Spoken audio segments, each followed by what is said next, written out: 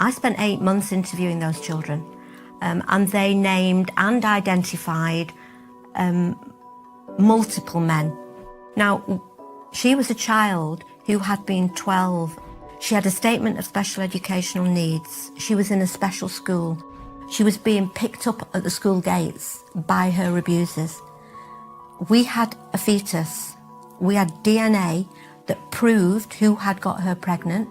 He was a 40-year-old man married with 3 children of his own. That man was never charged with rape. Why not? Because they took the easy option and decided to charge him with sexual activity with a child. He was out of prison in less than 3 years. How is it possible that in modern Britain, with all of that evidence that you're talking about, DNA, fetus, statements, etc., somebody who's just there to be prosecuted, you say they took the easy option. Why? Hello and welcome to Trigonometry. I'm Francis Foster. I'm Konstantin Kisin. And this is a show for you if you want honest conversations with fascinating people. Our brilliant guest today is a police whistleblower who resigned in protest of the grooming gang scandal and the author of this book, Survivors. Maggie Oliver, welcome to Trigonometry. Delighted to be here. Thank you so much for coming on. It's been a while since we've been trying to get you on. A lot of people who watched our interviews with Dr. Ella Hill, watched our interviews with Samantha Smith, they've been saying to us for a long time, we should get you on. You're here now. Thanks for coming. Tell everybody, who are you? How are you where you are? What's been your journey through life? Well, I've had a long journey because, I'm a bit of an old bugger now. But that means that I've lived a lot of chapters of my life. And I think I always say that I'm just an ordinary woman. I've got 4 kids. I was married to the love of my life, who unfortunately died in his 40s from bowel cancer. I went back to university at 37 because I wanted to be a teacher, actually. And then I thought, well, if I don't get into teaching, what can I do? I thought, I know, I'll join the police. Same thing, really, yeah. Maggie. I got to see them a little earlier. The police is a lot less dangerous nowadays, mate. Yeah, so I kind of fell into it. I got in I was 41, and I went in originally to do child protection, but very quickly realised that I would have World War III every day. When I was told by another social worker that they were working with a family, I couldn't go home and forget about it. So I reset my direction and I went into serious crime. So I became a detective. I worked in the major incident team. I did witness protection, gang-related murders.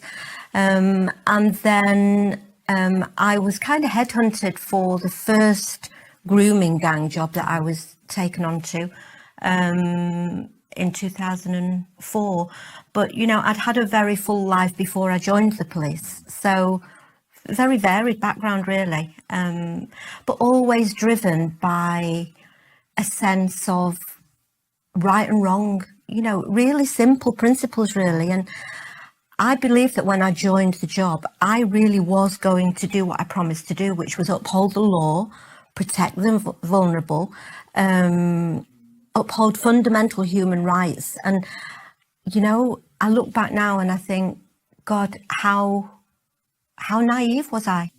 But I'm not naive anymore. No, I don't imagine you are. No, I'm not. So let's talk about that journey from being quite naive to where you are now. So you are headhunted to investigate a grooming gang. Yeah. How do you get from that to sitting here where you've resigned from the police, having attempted to bring light to the issue, being fobbed off, ignored, etc.? Tell us about all that. Well, that job that I was first recruited for was called Operation Augusta, and it was 2004. And a little girl who was 15 called Victoria Agolia had died, actually in Rochdale. She'd been horrendously groomed and sexually abused. She was living in care, and one of her abusers had given her an overdose of drugs which led to her death. Alongside that, at exactly the same time, a documentary team were making a documentary in Keighley in South Yorkshire, and that documentary was called Edge of the City. And they had uncovered a problem in Keighley where young, vulnerable, working class white girls were being groomed, sexually abused and exploited by gangs of predominantly Pakistani men. And the powers that be within the police, I now know, feared that when that documentary went out, there would be a public outcry. And at the same time, Victoria had died in Manchester. So with hindsight, I know that GMP, Greater Manchester Police, put together a small team of officers to kind of derail the criticism that we were doing nothing about that case. But the programme went out and there wasn't the public outcry that was expected. And so Greater Manchester Police, in their wisdom, deliberately and intentionally shut down that job. The official reasoning is now, from the independent review in 2020, that the Chief Constable, the Assistant Chief Constables, Head of Crime in GMP made the conscious and deliberate decision that they would close down that job because they would not put resources into it. Now, when they closed it down, Constantine, we had over 100 paedophiles on a database that we knew were abusing children. We had about 36 children, most of whom were living in care, who were being raped on a daily basis.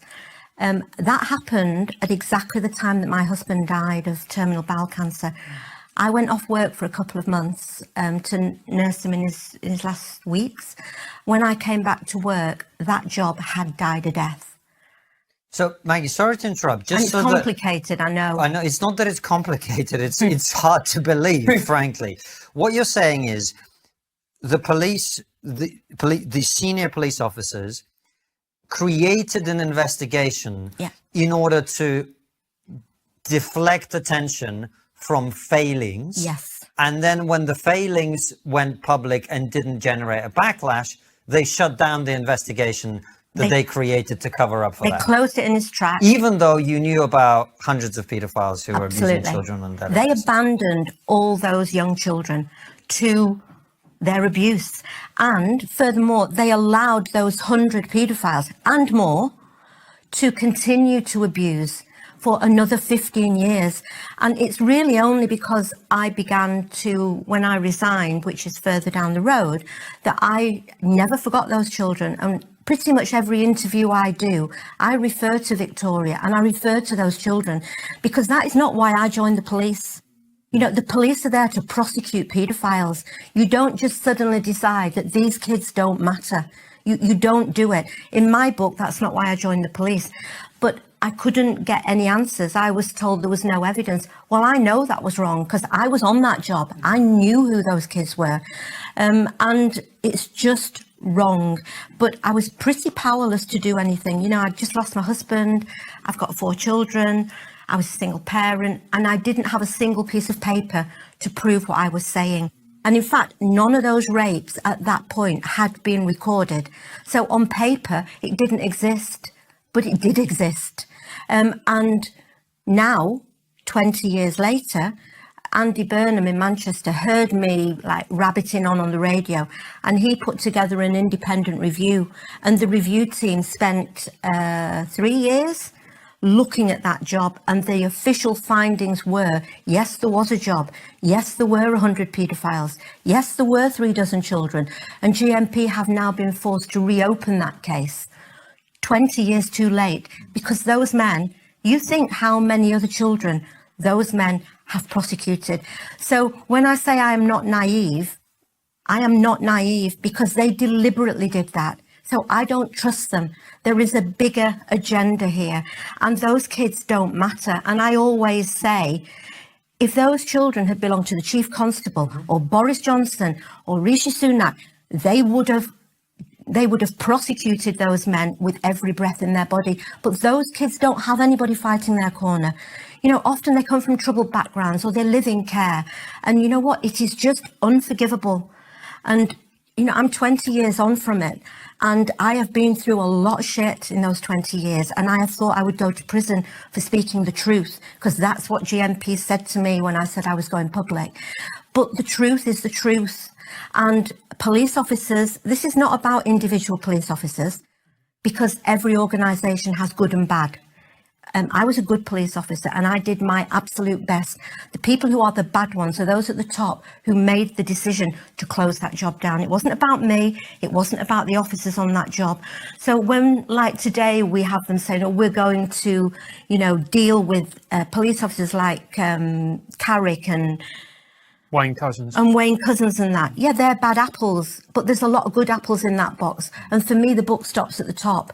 So when the chief constable and assistant chief constables make a deliberate decision to close a job down like that, they should be in prison, I'm afraid. They are guilty of misconduct in a public office. And, I started my charity, the Maggie Oliver Foundation. That isn't funded by the government or by public bodies. It's ordinary, decent human beings who believe, like I do, that children like that deserve to have a voice, that they deserve to be protected, that the police are there to prosecute the offenders. They are the bad guys, not the kids. So I'm sorry to go on, but it still bothers me today that can happen, and still is happening, because there are grooming gangs operating today. This is not a historical problem. And in the charity, we are supporting and fighting for victims today who are still being silenced, who are still having the door slammed in the face. We've currently got cases in Hull, in Barrow, in Oldham, in Rochdale, in South Wales. So, this is not historical, and the police will have you believe it is historical, that now things are a lot better. I think things are better in that there is now awareness, but the authorities are still failing massively. The police now are basically not fit for purpose. They're under-resourced, they're not trained effectively, they're a political animal in many respects. So there's still a lot of work to do. What does that mean, Maggie? They're a political animal? Then I don't think they're independent anymore. There is no accountability. When I'm talking about I was talking about 2005, but I know, for instance, that, and this is I'm not a party political person in any way. So, my distaste, my distrust of the establishment goes to all political parties, because I know in 2008, for instance, that the government at the time were Labour, and I know that the Home Office sent out a circular to all police forces saying that they should not investigate these kinds of crimes because they feared a backlash, that they didn't want to stir up Islamophobia. Another thing that I will say, which I didn't know at the time, on Augusta, the very last entry on our database for that job was on the night of the 6th of July, 2005. Now, my husband died on the 5th. On the morning of the 7th, we had the London bombings. Reports are just coming in of an explosion at Liverpool Street Station here in London. I'm at Aldgate. I can confirm a bomb damage to train, one carriage completely wiped out, at least 9 people very seriously injured and trapped, 2 confirmed fatalities. We're now also hearing that there have been further incidents at Russell Square. And literally there was just a very loud bang. The train derailed, there was smoke everywhere. There are 2 trains stuck in tunnels at Edgware Road, and it's not known if they've collided or whether passengers remain on board. Everyone thought they were going to die. People started saying prayers, praying to God, panicking, breaking the carriage windows with their bare hands, anything to get oxygen into the carriage. We're now hearing reports that a bus has been ripped apart in an explosion in central London. One man has actually shown myself some footage that he recorded on his mobile phone of a bus exploding a few streets away, just near to Euston Station, people lying on the floor. There was not another entry went on that database after that day. Now, go figure. We had a full major investigation team working on that job on the night of the 6th of July. On the morning of the 7th, we had all the London bombings. We had a fear of Islamophobia. they closed down Operation Augusta. I don't believe that was a coincidence. But the losers in all this are the children. And sometimes the truth hurts. But, you know, that is the truth. And until somebody tells me differently, that is what I will believe. But I have to caveat that really by saying that I know that there have been racial elements to this particular kind of sexual abuse. And I don't think you can ignore that the vast majority of these victims in these cases are young, white, working class children. And the vast majority of the offenders are Pakistani Muslim men. That is a fact. And the statistics won't show that, but that's because the statistics were never gathered by the authorities because they didn't want those statistics. But what I always say is that for me, this is about child protection. And I don't care if it's Jeffrey Epstein or a priest in the Catholic Church or Harvey Weinstein or your uncle or your next door neighbour. For me, raping a child is against the law. And in this country, the law is there to prosecute the bad guys. And there is nobody worse in my book than a child abuser because every child deserves to have a life. And when they don't have a family or somebody like me protecting them, then that is the duty of the state to step in. Social services, the police, to make sure they're protected. And what I saw was the absolute opposite of that. And it goes against every single thing that I believe in. So in the end, I had no choice other than to say what I believed to be the truth. And that wasn't in 2005. That was in 2012, really, when I resigned. Because after Augusta, when it closed down, I went back to my normal day job, which was in major crime. Went back to gang jobs and, you know, murders and shootings. And I was also a family liaison officer. And then for my sins in 2010, I was approached and asked to join another job in Rochdale, which became known as Operation Span. And at first I said, you know, thank you, but no thanks. You can stick your job. I ain't interested. I've been there. I've got the T-shirt. And I am not going down that road again. But I was given cast iron guarantees. I was given policy documents and paperwork to say there would not be a repeat of Operation Augusta. So I went on that job and lo and behold, I saw a repeat. So what happened with Operation Span? I was asked to join OpSpan and the abuse had long finished on that job. This was 2010. The abuse had finished in 2008, but nothing had happened. And Greater Manchester Police decided that, well, what happened really was there was a routine property review within GMP. And in that property review, an officer discovered actually a fetus in the police property system. And that fetus had just sat there for 2 years.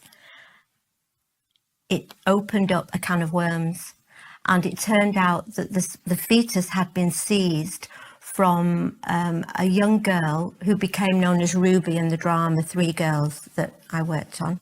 There's no such thing as a child prostitute. What there is a child who's been abused. The 9 men have been released on bail. How many victims? 47. And when they went to the police, nothing was done about it. No one bothered. What do you think that does to a kid? We treat them as human beings and we say we're sorry. What is the point if a jury is not going to believe she's telling the truth? I watched her interviews and I believed her.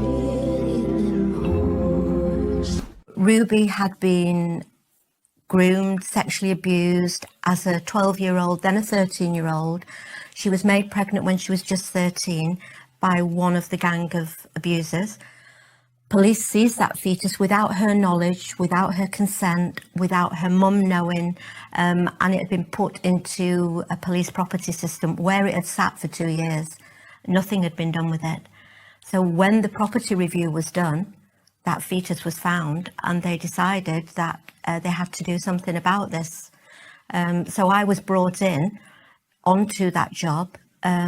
We had dozens of men that we knew were abusing children in and around Rochdale, also in Oldham.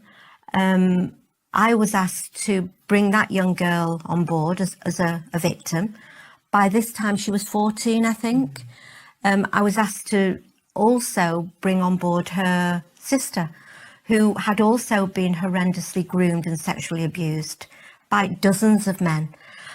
But 2 years before, she had been arrested on suspicion of being a madam at the age of 15. People will have to read my book to really understand the complexities. I'm just trying to simplify it. Yeah. But I was told at that point that she should never have been arrested, which she absolutely should not have. That I was being asked to bring those two children and their family and other children potentially on board to tell us what had happened, and to prosecute this gang of paedophiles. So I told him I'm not interested, because the damage to me from Augusta has never left me, really. In fact, I was talking to one of those girls 2 days ago from Augusta, so I'm still in touch with some of them. But I was told that the most senior lawyer in the CPS had scrutinised the evidence from 2008, and the young girl, Amber, in the drama, never should have been arrested. She was officially categorised as a victim, and I was given the green light to go ahead and go and interview those two children. I spent 8 months interviewing those children, and they named and identified multiple men. Ruby gave her consent, as did her mum, for us to use the DNA that proved who had got her pregnant. Now, she was a child who had been 12, maybe even 11, but 12 to my knowledge when the abuse began. She had a statement of special educational needs. She was in a special school. She was being picked up at the school gates by her abusers. We had a fetus. We had DNA that proved who had got her pregnant. He was a 40-year-old man married with 3 children of his own. Can you believe that even that man was never charged with rape? Why not? Because they took the easy option and decided to charge him with sexual activity with a child. He was out of prison in less than 3 years, and she was not even made aware or consulted about his release. He was allowed to go back to Rochdale, where he still lives, to walk around where he bumped into her in the local Asda, walking around the end of an aisle. She went into a total meltdown, ran out of the shop and rang me in, floods of panic, saying he was called Billy. That was his street name. His real name is Adil Khan, and I'm not, his name is in the public arena because he was prosecuted and convicted, but he was out of prison in less time than you get for, parking on double yellow lines sometimes. So I was fucking fuming.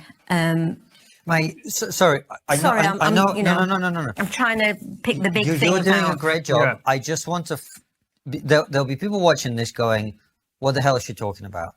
How is it possible that in modern Britain, with all of that evidence that you're talking about, DNA, fetus, statements, etc., somebody who's just there to be prosecuted?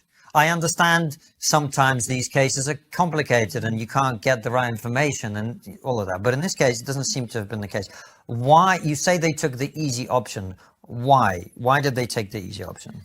Because if she had been 12, there is absolutely no defence. It's statutory rape. Yeah. Yeah. Because she was just 13, because the fetus and the number of weeks pregnant she was, we knew exactly when she'd got pregnant. Because she was just 13, that would have meant that they would have had to prove that she did not consent to her rape. in my book, a 13-year-old child with special needs cannot consent. In most people's books, But the CPS will say, well, it's a lot easier to prove. They don't have to prove anything then, because there's a fetus, she was pregnant, we knew who he was. So he had had sexual activity with that child.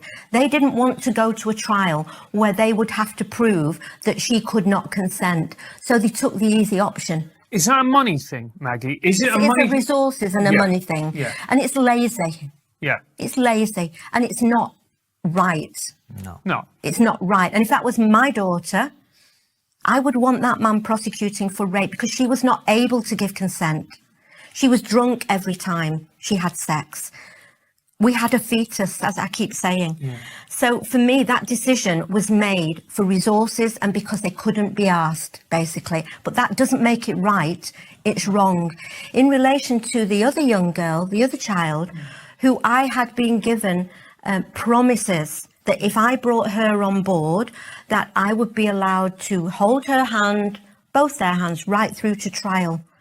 8 months down the road, again, like Augusta, they made the powers that be, so chief constables, gold commanders, people in CPS sat down and they made a policy decision that they were going to build a case around one child.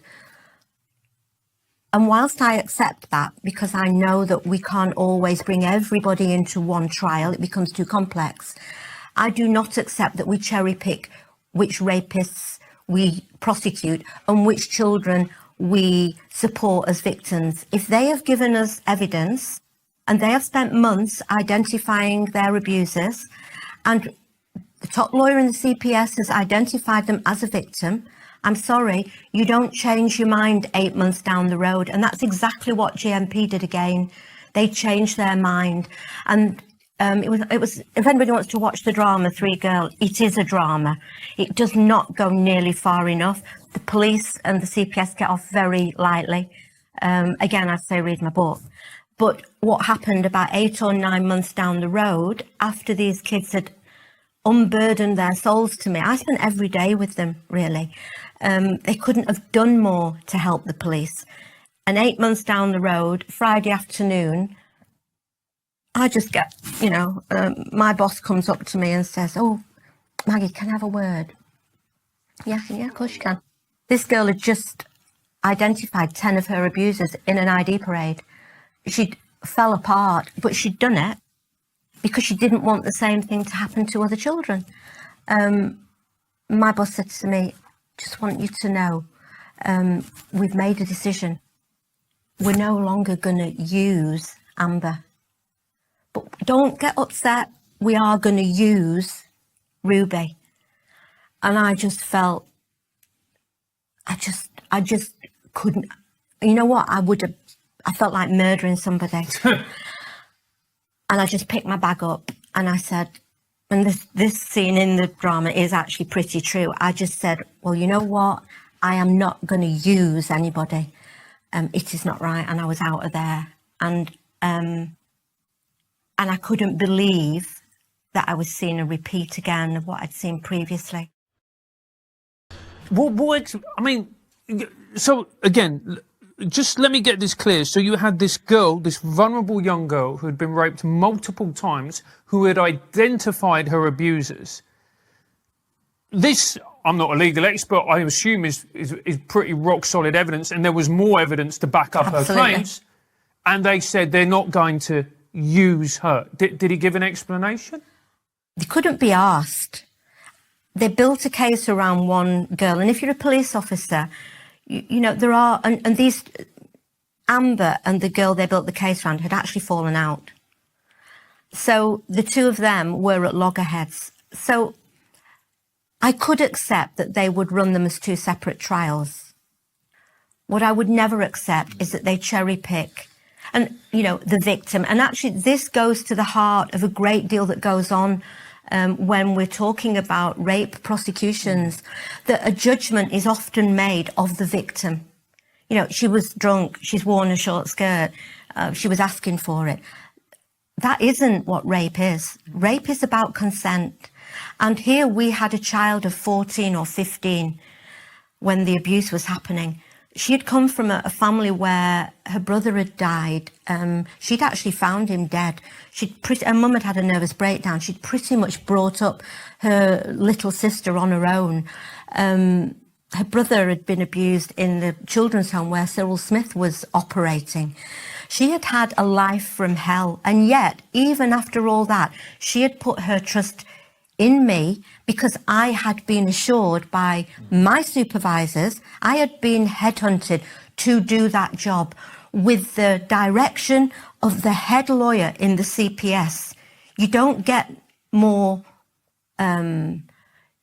powerful than that, do you? You know, if the head lawyer in the CPS and the assistant chief constable gives their word that if you tell us what's happened to you, we will prosecute your rapists. You believe that. I certainly did at that point. And yet here I was for the second time seeing the same thing happening. Now, I'm going to fill in the bits after that, but I think it's worth saying that I have been fighting for Amber and Ruby for 10 years now. And last April, after 10 years, I took those two children, who were no longer children, plus another victim, to meet the new Chief Constable of Greater Manchester Police. He apologised to them. He gave all of them a letter of apology. And to Amber, he gave an apology and an assurance that all her rapes have now been crimed, that she is recognised as a victim. And yet, when she was dropped from that job in 2012, just before the trial, the barrister realised that without her evidence, they could not run that trial, because her evidence was central to the case. So she was no longer a victim or a witness, and it was too late to bring her on board for that. The only other way of introducing her evidence into a court of law was if she was an offender. So they secretly added her to the indictment as one of the gang of abusers. She did not know. She did not have any, she was not arrested. She was not cautioned. She had no legal representation. She didn't know until 2 years later, when I resigned from the police and went and told her what had been said about her in court. And as a result of what was said about her in court, social services were trying to take her children away from her by saying she was a paedophile. Now, you're looking shocked. I am still shocked to this day that that is possible in the UK, because if you can be accused of being a murderer or a paedophile and you are not made aware, you are not given an opportunity to defend yourself, that for me goes against every single thing that I believed happened. But that, I swear on my children's life, that is exactly what has happened in this case. And I am trying to raise awareness that this goes on in the UK today. And furthermore, the CPS still are saying that they were justified in making that decision and that they would do it again if it was convenient. What? Yep, they will still not acknowledge that that was wrong. And I am fighting still, because to me, it goes against everything. Even the Yorkshire Ripper is entitled to a defence. This young girl was secretly described as a paedophile. She is not. She was a victim of a grooming gang. And so this injustice still drives me forward, because these are the cases that I do know. That's why the foundation is so important, because victims and survivors come to us today telling us of current failures, of current injustices, and we fight for them within the system. So it's still a massive problem, but it shocked me, and it still shocks me. And actually, it makes me feel, I think I was exploited as well, if I'm honest. You know, I joined the police to do good, and yet they are the worst things that I have ever seen anybody do to a vulnerable person. And that was done with the full knowledge and backing and authority of chief constables and the CPS. And that's kind of what keeps me going, really. Maggie, we've talked about the cases, which are obviously awful, and that case is so unbelievably shocking. I couldn't even say miscarriage. I don't even have the words to describe what they did to that poor woman. It's awful. But if we look at the big picture, do we know roughly how many girls were abused, how many girls were raped, how many men were involved? Do we have any of those types of figures? No, because the authorities always refuse to gather the statistics around these kinds of cases. And I believe that's because they never wanted to gather them. You know, when you see reports, they always report that abuse in the family is far greater than this kind of abuse. And I actually wouldn't disagree with that. But for me, it's not, you know, it's not the charts. It's not about the best and the worst. Every one of those victims is a child, and they all deserve equal support and justice. But I always say that, you know, knowledge is power. And before we can ever change anything, we have to know what it is we want to change. And I am not in any way, shape or form racist, but this problem, we need to understand why. We need to understand why and where and how, and then work out how we are going to resolve it. Because there are a lot of good Muslims, there are a lot of people in that community, a lot of women that, you know, I have dealt with in the course of my job who have also been abused, who are also subjected to forced marriages and honour killings. And, you know, it isn't about making decisions, it's about seeking the truth and then finding a solution. So I'm talking about something that needs a solution. And unless we're prepared to talk about it and explore how we resolve it, we're never going to change it. Maggie, it's interesting that you felt you had to put in the disclaimer saying how you're not racist. I think everybody would know that anyway. But I think it speaks to something that's important to say in this context, which is, and I was saying this to you in the car on the way here, which was that when we first had a survivor of one of these grooming gangs on the show, there was a distinct feeling of like all around us suddenly, you know, we were two comedians back then operating in a very kind of progressive comedy industry. And suddenly there was this feeling of almost like we'd done something wrong. And I imagine you encountered this as well. And the thing that I find odd about it is I think you'd want to know that if this was happening, irrespective of the races of the people involved or any of that. But yet that seems to me, based on what you're saying about 7/7 and all the rest of it, it was almost like the fact that there was a racial dimension to this made it much harder to talk about and to investigate and to prosecute. Do you think that's a fair assessment? I do think that is one of the dynamics, very much so. I think that there's a racial dynamic there. I also actually think there's a class dynamic, if I'm honest. You know, poor working class children, you know, they come from a shit estate, you know, they're out at 10, 12 o'clock at night. I'd argue they need more protection, not less. And as I said before, if it was Boris Johnson's daughter, you know, it wouldn't happen. The police will be down them like a ton of bricks. You know, we find that the media absolutely focuses the minds of the authorities on taking action. And the recent case in Manchester where 3 women have been horrendously treated in police custody and strip searched, you know, we went to the media after trying for 2 years to get the police to take it seriously. We've now got an independent review looking at it. So yes, the racial dynamics are part of it. I think it's important to say, though, that when I walked off OpSpan, that was in the summer of 2011. And I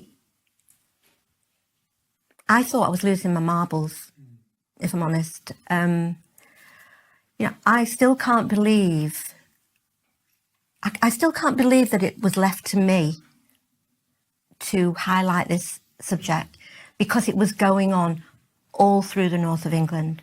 You know, Yorkshire, Rochdale, Oldham, Huddersfield. You know, you look at a northern town and this was happening. And there are all those police officers and social workers, and yet we weren't talking about it. So I sat at home for about probably about 2 months actually, thinking, I can't believe what I'm seeing. Am I wrong? Am I missing something here? And then, what happened? It was at exactly the time that the Hillsborough families were fighting for justice for their families.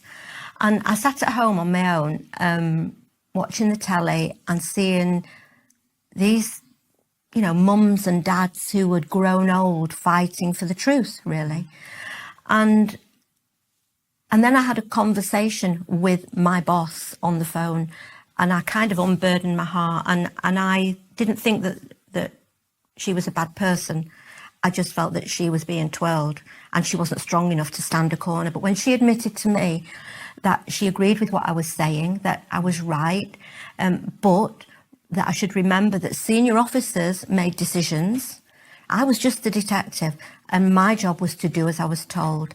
And if I couldn't do that, maybe I was in the wrong job. And that's what she said. And my loyalty then to her and to any colleagues really went on a back burner, because my duty was to those children. But as well as that, with Hillsborough going on, I've got 4 kids, and I truly believe that this would come out at some point. And actually it still upsets me to think of what I've lost to tell the truth, because I was just telling the truth. But I didn't want my kids turning the TV on in 30 years' time when I'm, pushing up daisies. And suddenly Rochdale and Augusta is all over the news, and all these children that have been failed for decades. I wanted my kids to know that I had tried my best. So on that day, I just decided that I was going to tell the truth. And at that point, I was really naive, because I thought it was down to one lazy colleague. That is the God's honest truth. We had a guy running that job. He was a traffic man. He'd never worked with kids. He's a man who said to me, I will never name him, I never have, when I was fighting for these kids and I had a conversation with him, getting upset that they weren't going to prosecute these men for raping another child, he said to me, Maggie, calm down. He said, what are these kids ever going to contribute to society? They should have been drowned at birth. And I swear that is what he said to me. So when I had the conversation with the boss and I'm watching Hillsborough, I thought, you know what? I am going to tell the truth.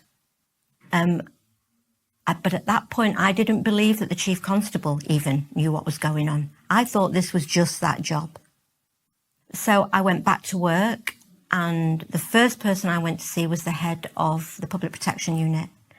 And she listened to me, seemed to be shocked, said she would do something about it.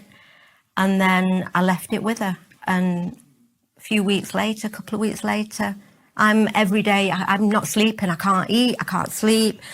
It's just constantly in my mind. A couple of weeks later, I get an email from her saying, "Oh, hi Maggie, really sorry I've not done anything about this, but I'm going on holiday in a couple of days, but I'm going to delegate it to such and such a body." Well, that was the first person that I'd spoken to about this when I was first concerned, and I thought, I am going to deal with this. So I wrote to the chief constable. I wrote him a long email. I put everything on paper. His response was to send me a 4-line email back saying, "Thank you for your interest. If lessons have to be learned, we will learn them, but thank you for your time." And I thought, you know what? You can fuck off, because I am not leaving it here. So I went to the Federation and I said, no, I'd tell a lie.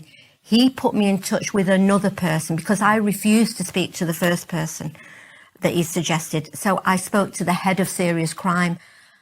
He condescended to allow me 15 minutes of his time. He didn't want to hear a word I said. And he finished off by saying to me with a finger, "Listen, Maggie," because I told him that I am not leaving this here. I am going to take this further. I want something doing about it, and I am not walking away again. And before I left the room, he said to me, you know, some of the things you said to me today caused me serious concern. But you be very careful what you do. You've, you know, signed a kind of a secrecy agreement when you joined the police. Anything you know only know because of your role as a police officer. And you said a few other things, and the fear that left me with was that I would possibly go to prison if I spoke out. So I thought, I need some legal advice. So I went to my federation, who introduced me to a lawyer. I saw the lawyer, explained what had gone on, and they said, we need all your evidence. And I did have evidence this time. I didn't on Augusta, but this time I did. So I went back to the federation, told them what the lawyer had said, and at that point they said, really sorry, but we can't pay for you to go back to that lawyer. But tell you what, give us all your information. We'll give it to the 4 solicitors. And I said, you are having a fucking laugh. I have already tried to get something done about this. I've been right to the top of GMP. No, I'm going somewhere independent.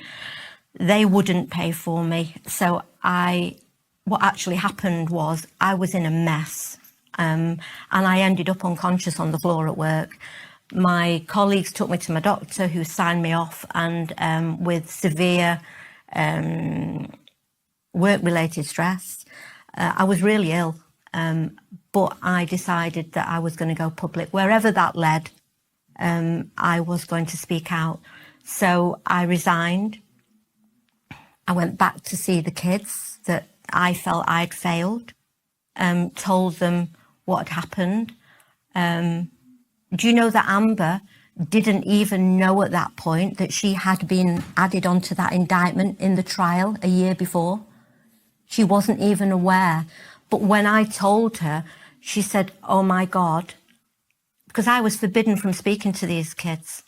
Now I know why they tried to take my kids, because it all makes sense. So those kids are like my own kids now. But I fought for her to keep her kids, and she did. But I decided I was going to go public. So I actually approached Panorama. They put me in touch with File on 4 because the Jimmy Savile thing was just all blowing up. And I worked for 3 months on telling the basics of the story to File on 4, which is on the website for the foundation. It was about Rochdale, but the girls themselves also told a bit of their story. And then the drama team behind 3 Girls approached me, and with the consent of the girls, I worked on that programme for 4 years, and that's what educated the country. And once I started to speak out, I think that's probably, well, when I first went public, the Chief Constable went on all the programmes, you know, Woman's Hour, and he was given a right of reply, the Today programme, and I went on all those programmes. He went on there, and what he basically said was that I was a woman who had become too emotionally involved, that I was bereaved. Basically, I'd lost the fucking plot, and yeah, I had, because of what they'd done, but I didn't. I was driven by what was right. And really now, the ordinary people have been my salvation, because I'm saying nothing different than ordinary people believe. The problem is at the top of these organisations. They are corrupt. So we talked about the racial concern, which is understandable. People are very sensitive about that issue. But it sounds like it was, in addition to that, there was just a lot of incompetence or lack of interest, or they didn't care, or it was just a job to them. Or is that it? Or when you say corrupt, what do you mean? I don't think it's the individual police officers. Okay. I think it's the powers that be at the top. These crimes... Sorry, Maggie, what do you mean by the powers that be? Because... I mean the chief constable. I mean the And why Home don't they Office. care about this? But and just also as well, when you say chief constable, it'll probably help people to understand who the chief constable is, what they're in charge of, etc. Do you see what I mean? Like, so we can paint this picture. Every police force has a big boss. Right. And the big boss is the chief constable. Right. Got you. So the Met, it's, what's his name, Rowley. Oh, the commissioner. Yeah. In the Met, they call him the commissioner. But every other police force in the country, they don't have a commissioner. They have a chief constable. Okay. And they are in charge. And around them, they have what is called a gold command group. And they are assistant chief constables, head of crime. And they are called a gold command group. And they choose where the resources for that police force go. So they have to prioritise how they spend their money. And this kind of crime was not a priority. So, for instance, if you go back to Augusta in 2004 and 5, the reason I say they're all connected, because in 2004 and 5, the Home Office were paying police forces additional money for good responses and outcomes in what is called acquisitive crime. So a burglary, a robbery, a theft from a motor vehicle. If you rang up and your car was being broken into, because I was in the cops then, you would go like blues and twos and you'd be there in 30 seconds. If you reported a rape, you were the back of the queue because the police, it was not a priority. So they were called performance indicators. And that's what you were measuring. So in a police force like GMP, if your performance indicator showed that you were solving all the burglaries or the robberies, then your funding from the Home Office would be far higher. But if you dealt with these child rapes instead of the burglaries, then you wouldn't be meeting your targets. And actually, today or this week, the Suella Braverman has announced that police forces have been directed that they must attend every burglary, every robbery, haven't they? That's just been in the news this week. That will drive what police forces on the ground do. So chief constables now are not independent. They are political pawns, and the government, they're not operating independent of politics anymore. So the priorities are set by the top, by the Home Office. And that reflects on how a child who is raped is treated by the system. So what you're saying is because of the... Does that make sense? Yeah, it makes complete sense. I'm just trying to convert it into an easy to understand way of saying it. So the fact that the police respond to politically driven incentives and that political message creates perverse incentives on the ground, and therefore a chief constable who's trying to meet the political needs of the day, they're going to direct resources at things that are being prioritized by the government. And let's say, I mean, it's obviously the case that burglaries affect more people than child sexual exploitation. So from an electoral point of view, a government would be like, well, you know, people care about burglaries, let's focus our resources on this. And then the resources don't get allocated to these cases. But that still doesn't explain why you had the situation as you did with Augusta, where the investigation started, but it's not started to actually get to the bottom of what's going on. It started as a way of deflecting attention from failings and is then immediately shut down.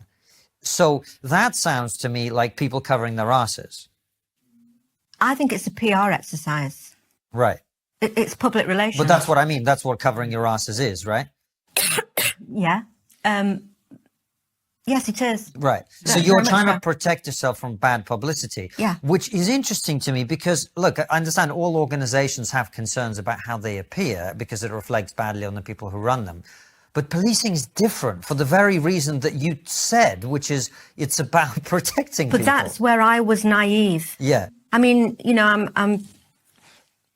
people might think I'm a bit of a conspiracy theorist now, but I'm really not. And, you know, if you think of the Lucy Letby Yes. case, right? This is a nurse who killed children. A nurse who killed lots of children, where the organisation, the trustees in the NHS were more interested in protecting the reputation of their institution than they were in saving children's lives from a potentially murdering nurse.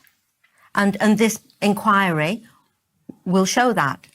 What I'm saying is that from the journey of my last 10 years, that is exactly what I see in the police. That there is no independent complaints procedure. It's not independent. Because there's the IPCC, isn't there? The Independent Police But then Complaints. they are not, they are not independent. I mean, on Augusta, right, they're about as much used as a chocolate fire guard. On Augusta, that job was deliberately, the official inquiry reported that job closed down because GMP were not prepared to put resources in. That is the official finding. 5 senior officers were then referred to the IOPC for investigation. All 5 of those officers refused to be interviewed. The IOPC has got no power to force them to be interviewed. Those officers have all retired with a big fat pension, but they are responsible for allowing 100 paedophiles to walk the streets for 15 years. For me, they should be held accountable. They are guilty of misconduct in a public office, and yet there will not be accountability because they have walked into the sunset free of any kind of consequences. So I see these, that the Internal Police Complaints Department, the IOPC, they are delaying tactics. They are all there to actually protect the organisation. What I would say is that what's happened this week in relation to police forces being told they must investigate burglaries, that is another public relations exercise, because we have got a general election coming up. The public in this country are disillusioned with the police. Agreed. Yeah. Everybody knows that if you report a burglary or a car crime or a robbery, you will get a crime number. That's all you get? That's all you get. So this direction from the government is telling police forces what to do. They're not getting any more resources. So once again, we're in the land of PIs, maybe not called PIs, but it's the same land. They're not putting any more police officers in.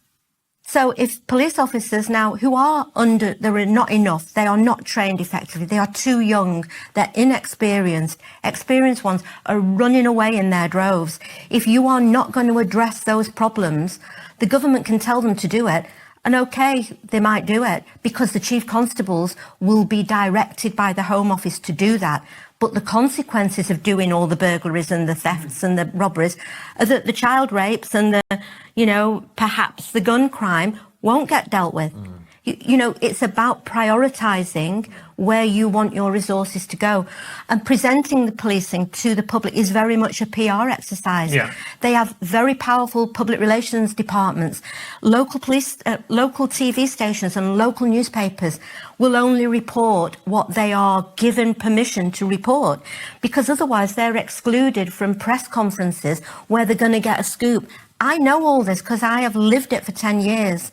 So I don't waste my breath fighting for things that are outside of my control.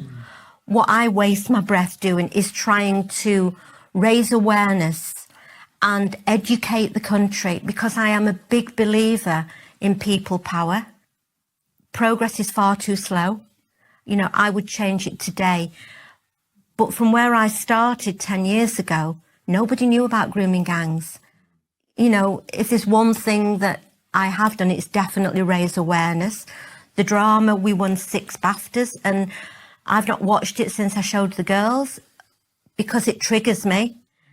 I can't look at certain things because it doesn't go far enough, but what it did, it educated the whole country that this problem existed.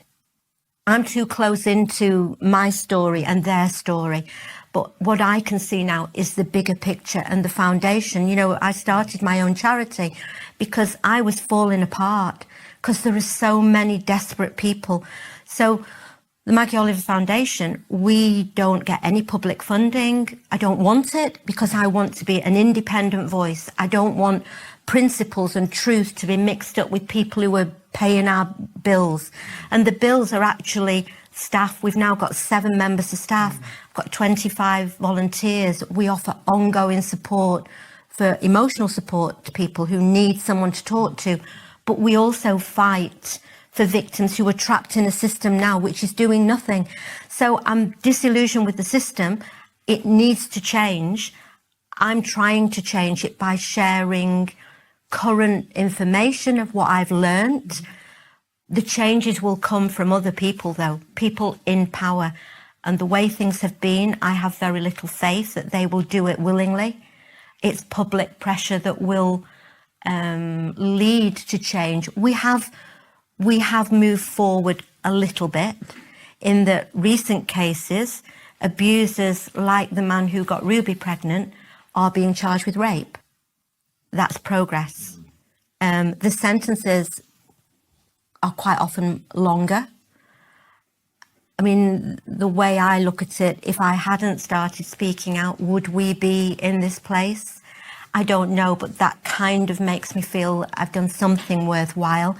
But the consequences for me personally were horrific. You know, I loved my job, my career. I gave up my career. I lost my home that I'd been in for 30 years. I lost my income. I lost my mental health. I spent, probably 5 years in a place where I could think of nothing else. And I look back over the past 10 years and a lot of the good things, the fun things in my life have been squeezed into a tiny corner of it. I've got my kids and my family but I want my life back. But I can't allow these victims and survivors to go on alone, which is why I started my charity, to build an army of people like me who will carry on my work, and we're growing it in the spirit in which I started it. And I have got an amazing team. So anybody listening who wants to look at the website or do a fundraiser or donate, we are funded entirely from public funding. And that's, we've helped over, I think it's nearly 4,000 people now since I started in 2019. That's a lot of victims and a lot of survivors, but the authorities are not there. There isn't enough mental health services or support services. We as a country, we are in a mess. We are in a mess. And I've picked my corner because I've got knowledge there that's taken me a long time to gain. And if I walk away, that learning goes with me. So I'm trying to make sure that it will carry on long after I'm here. There's a lot of battles to be fought, I think, in this country. This is mine because I'm an expert now. I know this subject inside out, and I still care, and it still matters, and there's still not enough being done. But, we're not going anywhere, and I'm not going to give the authorities an easy ride. And I think I said to you before, I always say I have pissed a lot of people off, but the people I've pissed off deserved it. Yeah. If they were doing the job, I wouldn't be able to say this about them. So if they pull the fingers out and do the job they are meant to do, they are public servants. The police are there to serve the public, and they are not doing that. They are failing monumentally. We don't really have a criminal justice system that is fit for purpose. In these cases alone, there's less than 2% of reported rapes that ever reach a trial. Reported rapes. That's not the ones that are not reported, because many victims will never report it because they know what they'll face. So rape and child abuse has become virtually decriminalised. And for me, that is not something to be proud of. We are meant to be a civilised country. We are not a third world country. And while we're, calling other countries for, lack of human rights and inhumane treatment of prisoners, we need to be putting the things right in our own backyard, and there's a long way to go. So I know I go on, but it matters to me. It's worth going on about. Maggie, let's move on to locals maybe, because we're running out of time. So we're going to continue the conversation on with questions from our supporters, and there's a couple of questions I want to ask you about, particularly about you know, one of the things we've seen, you talked about disillusionment with the police. One of the things people see is people now being arrested for saying things and not being arrested for doing things, which is quite odd, but we'll talk about that. Before we do, though, we always end this part of the interview with the same question, which is, what's the one thing that we're not talking about that we really should be? You looked at your book there, and I agree, your book and the subject of everything you're talking about. But if you want to raise something else as well, please do. God, where do you start that we're not talking about? Oof. I don't know. For me, I think the biggie is accountability at the top. I think if we had that, we would see a lot of changes. I think people at the top of society are often protected. I mean, I don't want to just narrow it down to my subject, but I do believe if one chief constable was charged with misconduct in a public office, that would revolutionise the way that policing works, because they would look at their own, every one of them would look at their own pension, their own future, and they wouldn't want to be sitting in a court of law. That has never happened. I would like to see that happen. So I think accountability is probably the word. Maggie, thank you so much for coming on the show. Thank you for having me on. If people want to buy the book, may we heartily recommend it. It's Maggie Oliver, Fighting for Justice Survivors. And check out the foundation as well. Head on over to Locals where we continue the conversation. Would you agree with the reinstatement of the death penalty for prolific offenders where there's absolutely no doubt the crime has been committed, i.e. DNA?